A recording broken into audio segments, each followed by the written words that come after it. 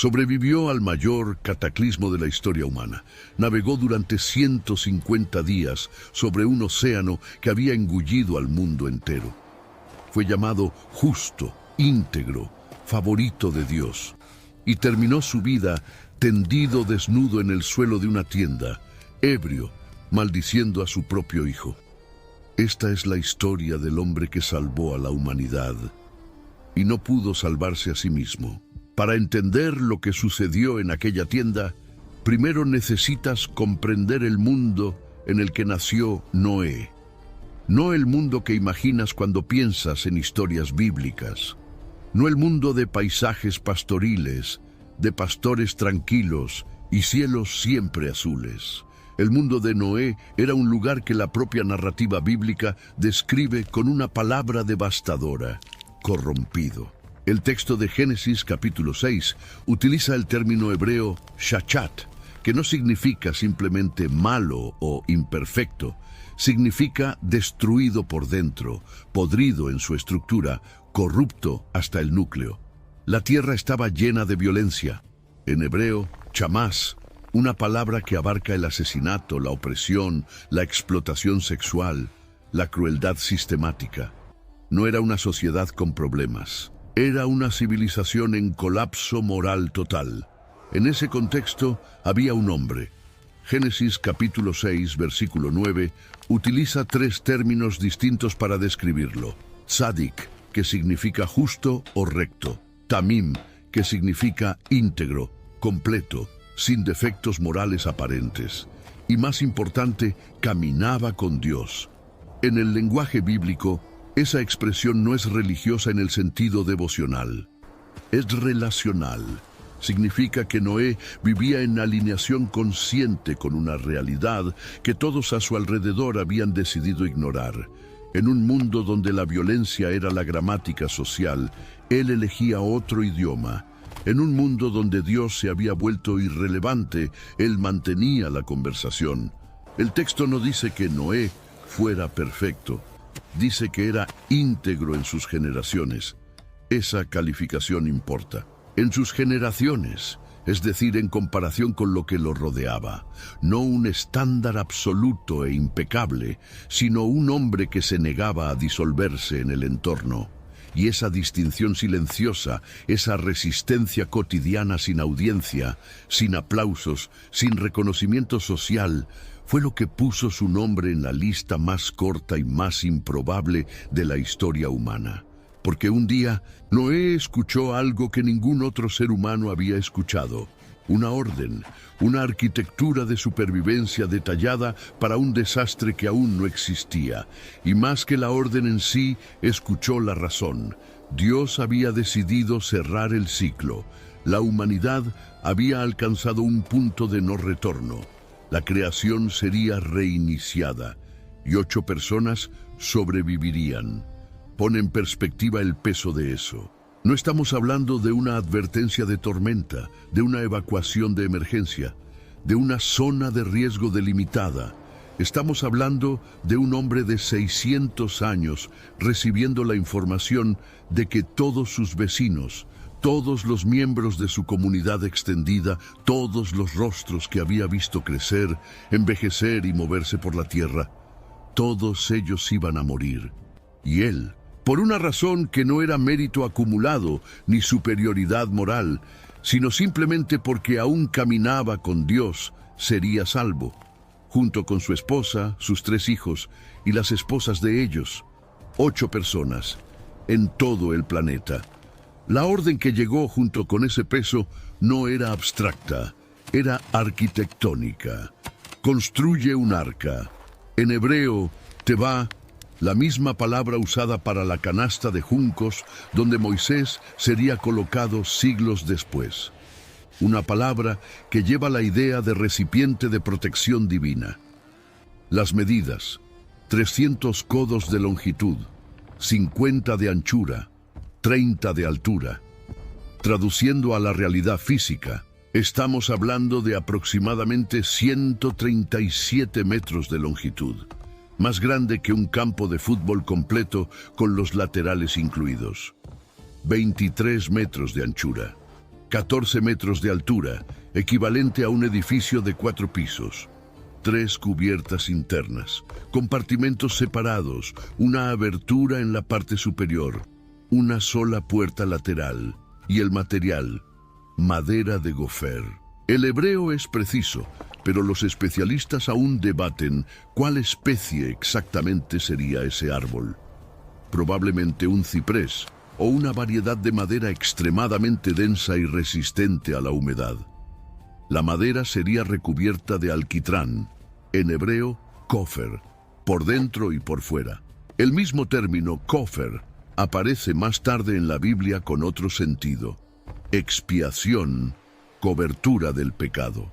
Como si el material que sellaría a Noé contra las aguas y el material que cubriría la culpa de la humanidad tuvieran, en la lengua original, la misma raíz. Blowing ad budget on metrics that look great till the CFO sees them. That's bull spend. And marketers are calling it out in Dashboard Confessions.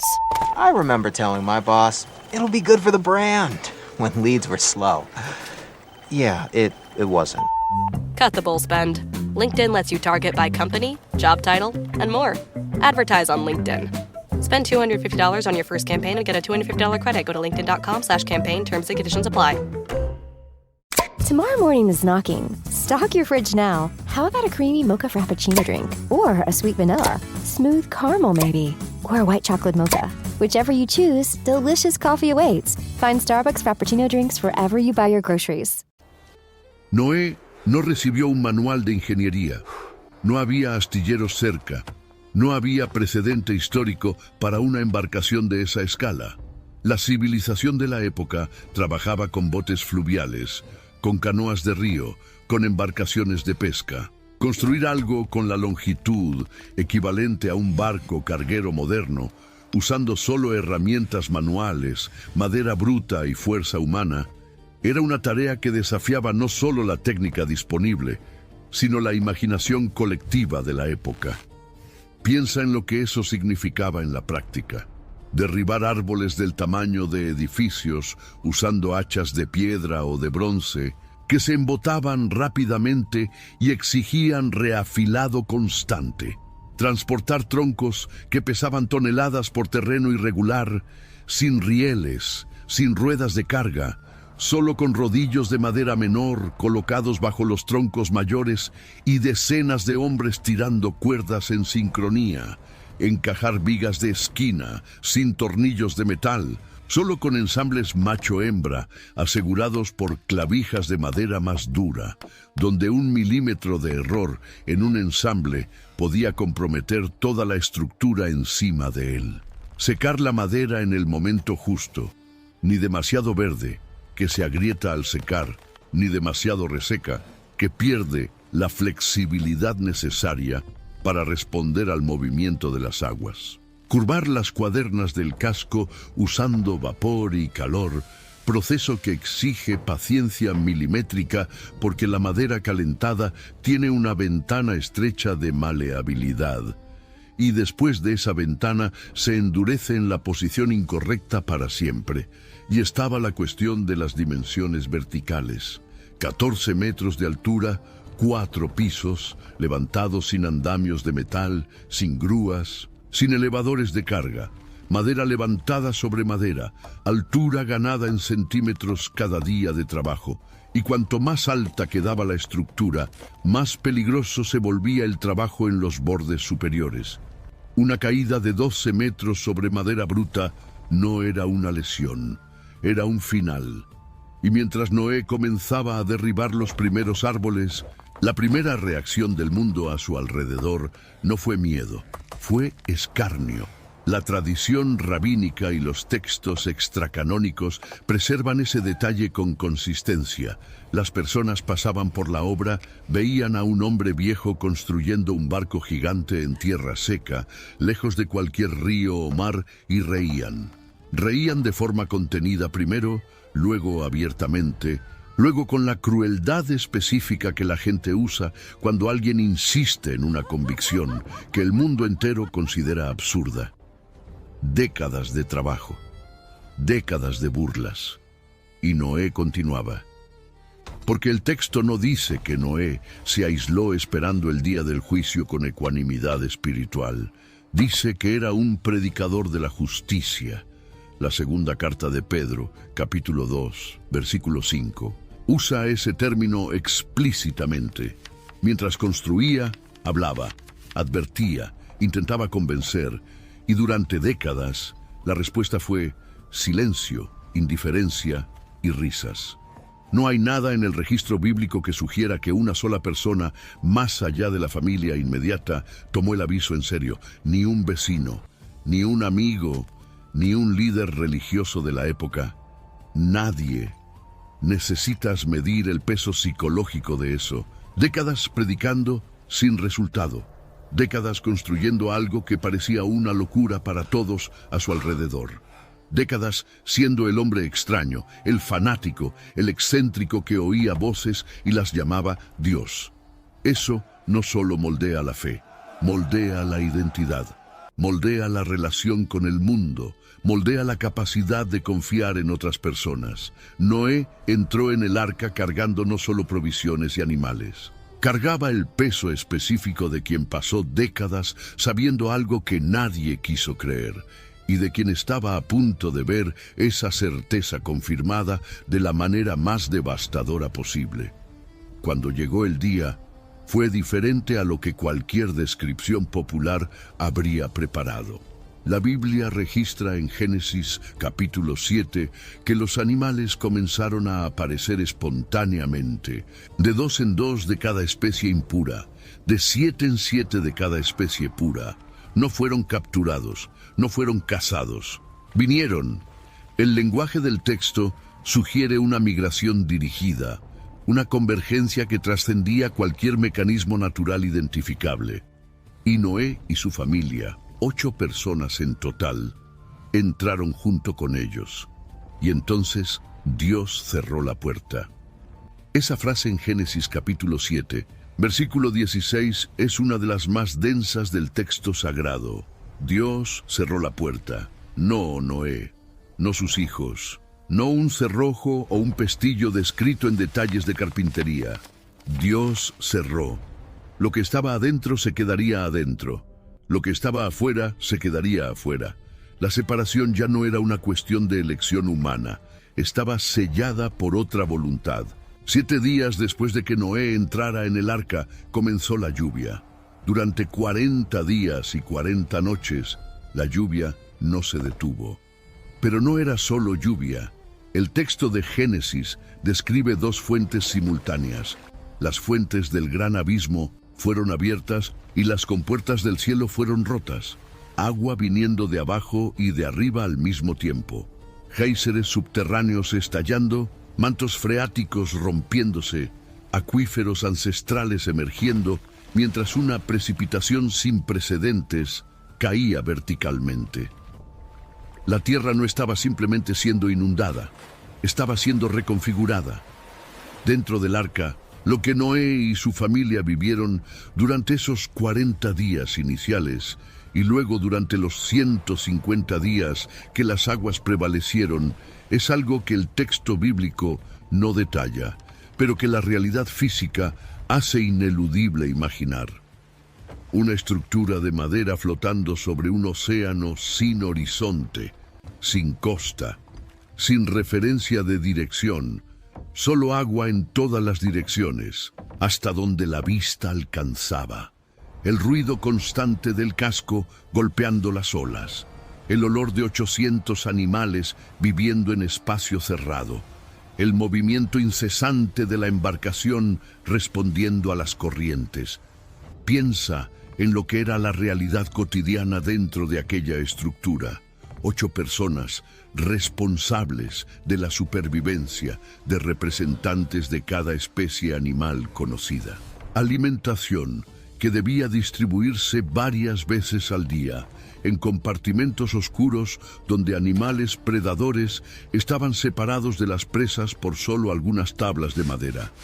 El manejo de los desechos, toneladas de materia orgánica acumulándose diariamente, exigiendo limpieza constante para evitar que las enfermedades se extendieran y mataran a los animales antes de que bajaran las aguas. Los sonidos, mugidos, rugidos, trinos, silbidos, el deslizarse de reptiles, el movimiento constante de animales ajustándose al balanceo de la embarcación, la escasa luz, filtrada por la única ventana mencionada en el texto, la rutina desprovista de cualquier paisaje exterior, de cualquier cambio visual más allá del interior del propio arca. Y en los momentos en que alguien conseguía mirar hacia afuera por la abertura superior, lo que veía no era un horizonte de esperanza, era superficie de agua en todas las direcciones, uniforme, sin fin, sin señal de tierra, una totalidad acuática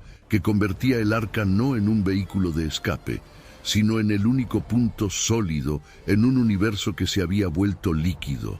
Y más que todo, el silencio de los que se habían quedado, porque mientras el arca flotaba afuera, las aguas hacían lo que habían sido destinadas a hacer. Las ciudades que Noé conocía desaparecieron bajo la superficie. Las familias que se habían burlado de su construcción intentaron sobrevivir en colinas, en montañas, en cualquier elevación disponible y fueron alcanzadas. La civilización entera, con su violencia, su corrupción, sus monumentos, sus historias, sus niños que no tenían culpa de las elecciones de los adultos, fue sumergida. Y Noé lo sabía. Estaba vivo precisamente porque lo sabía. Los psicólogos contemporáneos que estudian el trauma de supervivencia identifican un patrón específico en personas que sobrevivieron a desastres mientras otros a su alrededor perecieron. No es solo alivio, es una mezcla compleja de gratitud y culpa, de certeza de haber hecho bien y de dolor por quienes pagaron el precio de la propia elección. Imagina eso multiplicado por toda una civilización, toda la humanidad, menos 8 personas. Y la pregunta que no tiene respuesta fácil, ¿por qué yo? No como arrogancia, sino como herida. ¿Por qué yo y no ellos? Noé pasó 150 días flotando sobre ese cementerio planetario. Luego, las aguas comenzaron a bajar. En el 17º día del 7º mes, el arca encalló en el monte Ararat. Pasarían más meses hasta que la tierra estuviera suficientemente seca para desembarcar. Noé envió primero un cuervo, que no regresó. Luego una paloma, que volvió sin haber encontrado dónde posarse. 7 días después, envió la paloma nuevamente, y ella regresó con una rama de olivo en el pico. 7 días más, y la paloma no volvió. La tierra tenía destinos seguros nuevamente. En el primer día del primer mes del año 601 de la vida de Noé, él retiró la cubierta del arca y miró hacia afuera. La tierra estaba secándose. Y en el 27º día del segundo mes, Dios habló de nuevo. Sal, tú, tu esposa, tus hijos, las esposas de ellos, trae todos los animales, que se multipliquen sobre la tierra. Want to make the most of your tax refund? File with TurboTax on Intuit Credit Karma. They help you get your biggest refund, and then we help you do more with it. With a personalized plan designed to help you hit your money goals. Start filing today in the Credit Karma app. Noé salió, y lo primero que hizo fue construir un altar. Ese detalle importa. No un campamento, no una casa, no una estructura de supervivencia. Un altar, y ofreció holocaustos de todos los animales puros y de todas las aves puras. Después de todo lo que había atravesado, el primer gesto ante un mundo vacío era de adoración, no de reconstrucción. Era un acto de reconocimiento. Esto no fue mi habilidad, esto fue otra cosa. Y fue en ese momento que Dios hizo el pacto.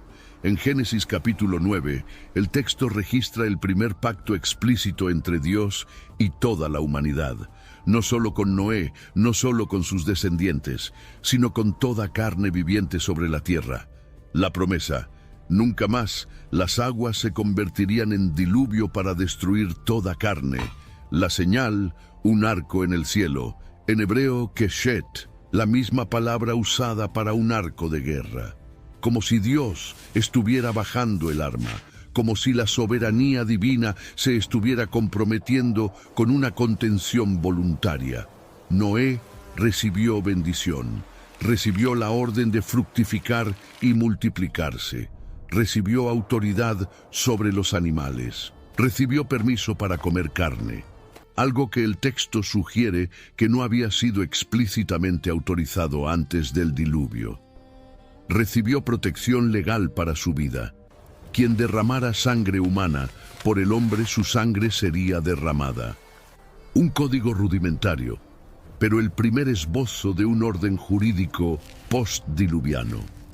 Noé comenzó el mundo nuevo con más prerrogativas, más autoridad y más protección divina formal de la que cualquier humano había recibido antes.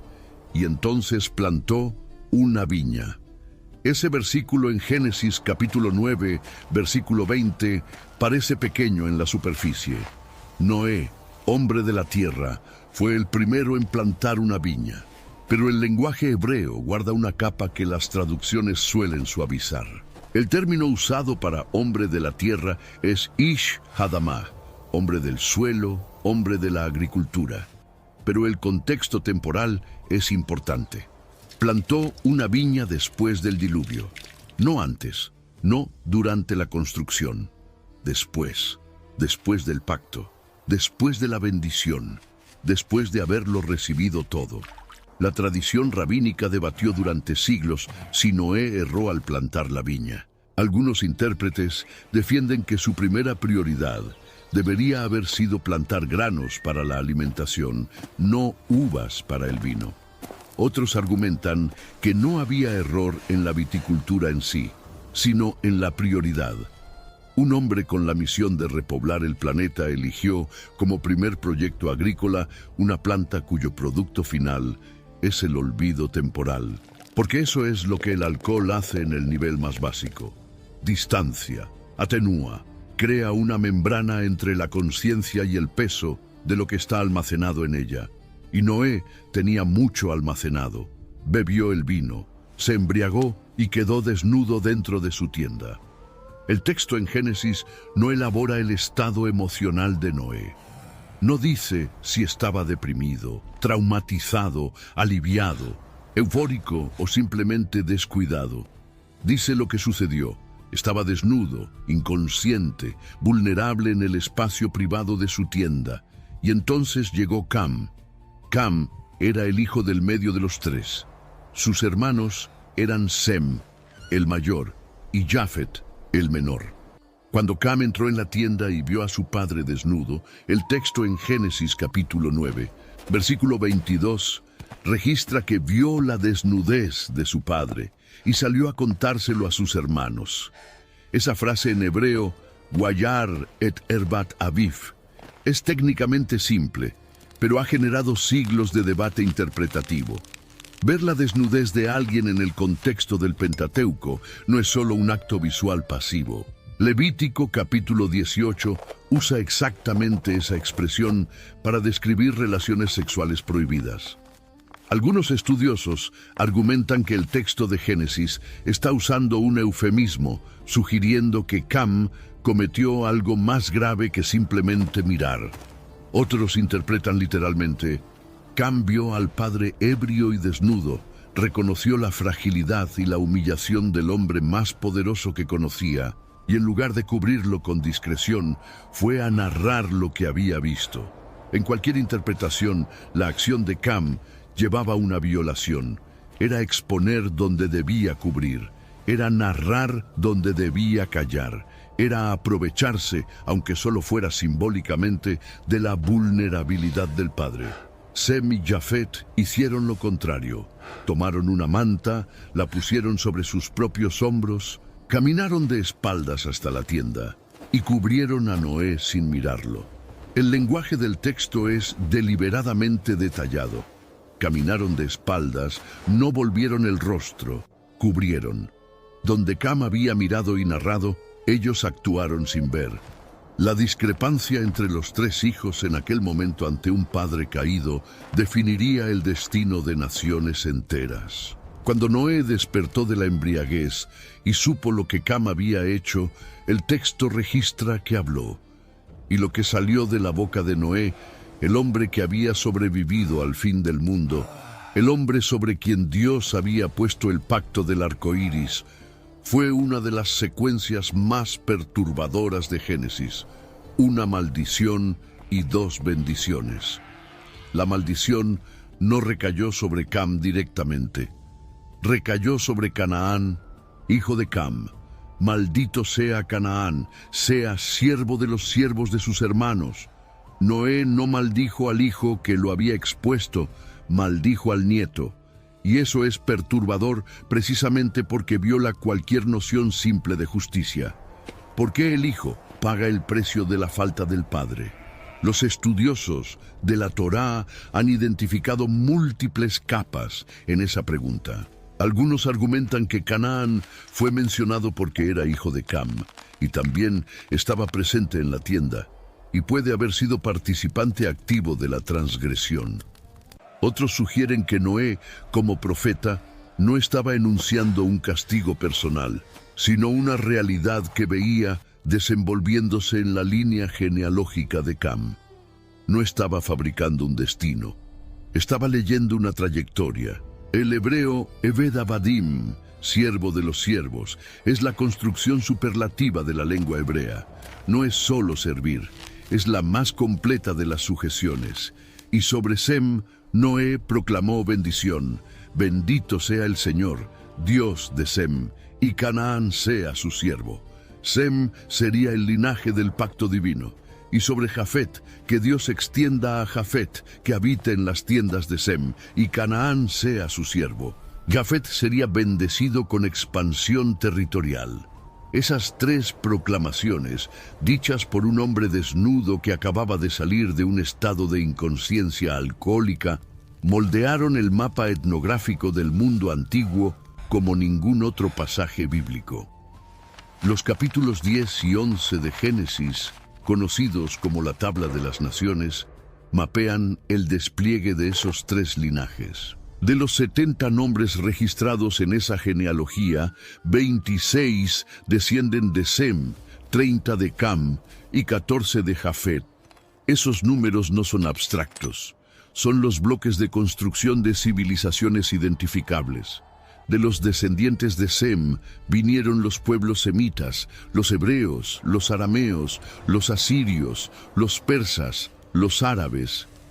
El linaje que generaría a Abraham, Isaac, Jacob y, siglos después, toda la historia de Israel. El pacto de Dios con Noé pasó por Sem y descendió como hilo dorado a través de generaciones hasta Abraham, hasta Moisés, hasta David. De los descendientes de Cam vinieron los egipcios, los etíopes, los libios, los fenicios y los cananeos. Estos últimos habitarían exactamente la tierra que los israelitas, descendientes de Sem, serían llamados a ocupar siglos más tarde. La tensión que Noé articuló en una tienda después de una noche de vino se convertiría en la tensión geopolítica central del Oriente Medio durante milenios. Israel contra Canaán, sembrados versus malditos. La disputa por una franja de tierra que hasta hoy aparece en los titulares de los periódicos tiene raíces en palabras pronunciadas por un hombre ebrio en una tienda después del diluvio. Y de los descendientes de Jafet vinieron los griegos, los medos, los cimerios, los pueblos que se expandirían hacia Europa y Anatolia. La vasta expansión de civilizaciones que moldearon Occidente, la Grecia clásica, el pensamiento filosófico, el derecho romano, las raíces de las naciones europeas modernas, brotando de la bendición de dilatación pronunciada sobre Jafet aquella noche. Noé vivió 950 años, más que cualquier otro patriarca registrado después de Adán y Set. Vivió lo suficiente para ver a sus hijos construir familias, luego clanes, luego reinos rudimentarios. Vivió lo suficiente para ver el mundo que había ayudado a reconstruir comenzar a crear sus propias divisiones, sus propias jerarquías, sus propias injusticias. La Torre de Babel sucedió dentro del período de vida de Noé, cuando los cálculos genealógicos de Génesis se siguen en paralelo. Pudo haber oído sobre el proyecto, pudo haber visto la dispersión de los pueblos que el intento de la torre generó. Y en algún momento, en una fecha que el texto no registra con ceremonia, Noé murió.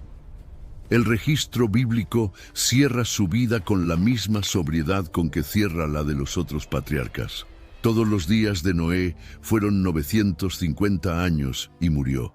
Sin epitafio grandioso, sin tributo elaborado, sin ceremonia registrada. El hombre que construyó el arca sobrevivió al diluvio, recibió el pacto del arco iris y pronunció profecías que moldearon el mundo antiguo. Es cerrado en una sola frase que enumera su longevidad y registra su fin. Pero lo que Noé dejó atrás no terminó con él. La maldición de Canaán resonó durante siglos. Las naciones descendientes de Sem, Cam y Jafet, moldearon el mapa del Oriente Medio, de Europa y de África. Conflictos que aún aparecen en los titulares de hoy tienen raíces en genealogías que comenzaron en una tienda después de un diluvio con un hombre que había bebido demasiado. La historia de los cananeos y de los israelitas, de la conquista de Josué, de los ciclos de los jueces, de las guerras del período monárquico. Es la historia de la tensión entre el linaje de Sem y el linaje de Cam, operando sobre el mismo territorio durante siglos. Fenicia, que desciende de Canaán, fue la civilización que creó el alfabeto que usas para leer este texto ahora. El Líbano moderno se asienta geográficamente sobre parte de lo que era el territorio de los cananeos: Siria, Israel, Palestina.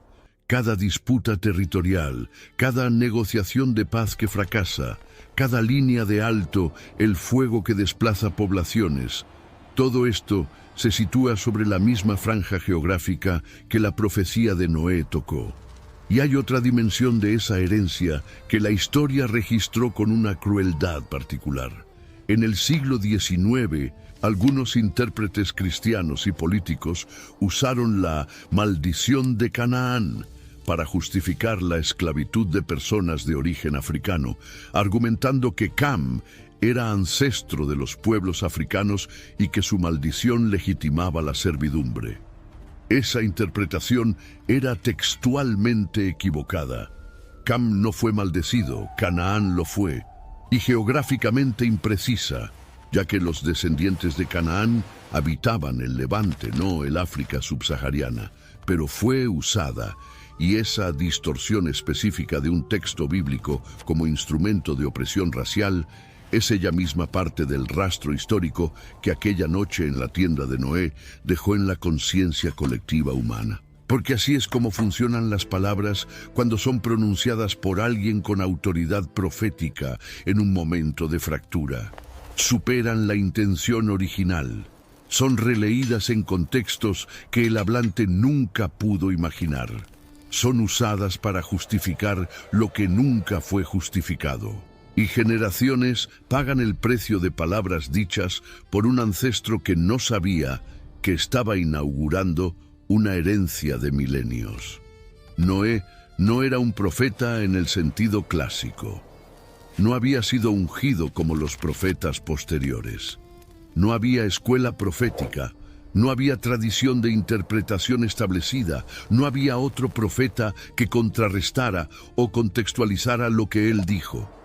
Era solo un hombre, en su tienda, saliendo de una noche de embriaguez, hablando sobre lo que veía en las trayectorias de sus propios hijos. Y lo que dijo se convirtió en uno de los pasajes más estudiados, más debatidos y más mal utilizados de toda la historia bíblica. El hombre que salvó a la humanidad también dejó atrás una herida que tardaría milenios en ser comprendida. Y quizás todavía no lo ha sido.